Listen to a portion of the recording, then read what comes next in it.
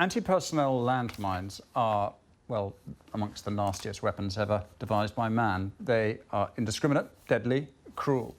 It's why a treaty signed in 1997 is supposed to have outlawed their use worldwide. But they are still out there. They're, of course, waiting to wreak havoc in fields, wasteland, years after the original conflict is gone.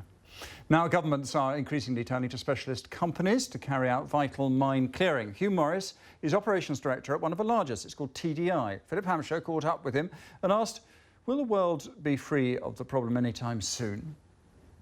We're a long way, Phil, from clearing all the landmines.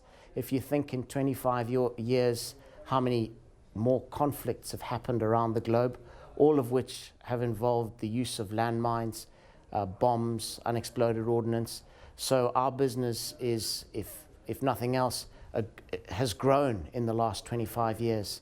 Now, you're a profit-making company, you're not a charity, so how do you make money from clearing landmines? We look to tender on work that is let by organizations like DFID, the United Nations. They are primarily involved in humanitarian mine clearance, but we also seek work from oil companies that might be looking to explore for oil in the Middle East, and we would get contracts with them to go and work ahead of them, clearing the way for them to get in and actually, drill for oil. So where is the focus of your business? Where are the places around the world with lots of landmines? Sudan, Somalia, we're big in Mali, but there are still landmines in Mozambique, there's still landmines in Angola, Zimbabwe. So there are a number of contaminated countries. So how do you clear landmines?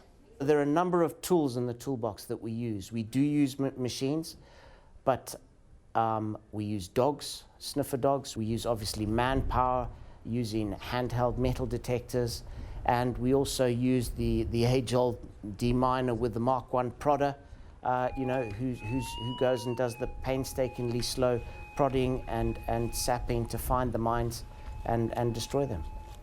Now, obviously, it's going to be dangerous work clearing landmines. So how do you cope with that for your employees? TDI has had a very good run of it. We've been operating for 9 years and we haven't yet had an accident.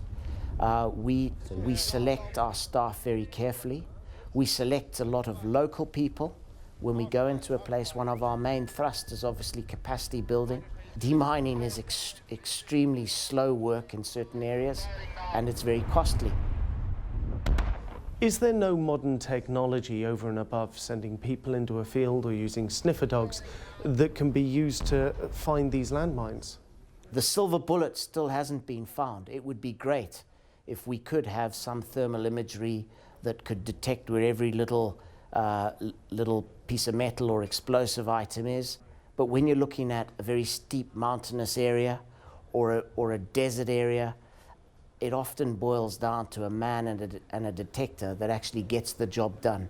At the end of the day, whatever machine you put over an area, the only sort of real confidence builder is when we have walked over that area before we hand it over to the local populace.